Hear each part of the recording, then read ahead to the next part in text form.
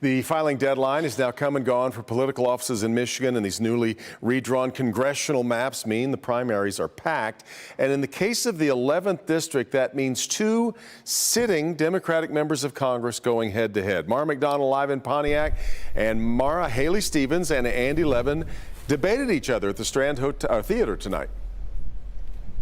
Devin, they sure did. And while the two had many similarities on issues, Haley Stevens ended up asking the question tonight that many Democrats have been asking. Let me show you.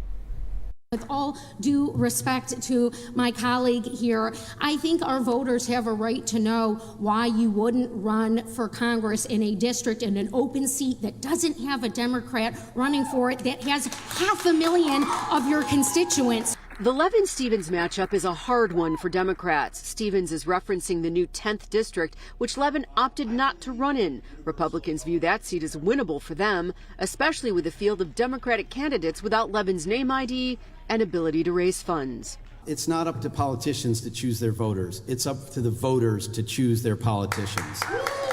I'm running for re-election in Madison Heights and Hazel Park and Pleasant Ridge and Huntington Woods and Berkeley and Royal Oak over to Bloomfield Township. My house, I didn't move to run in this race. My house is dead center of this new district. All of which means these midterms in these new seats are going to be interesting and hard, especially for voters at the Levin-Stevens debate tonight.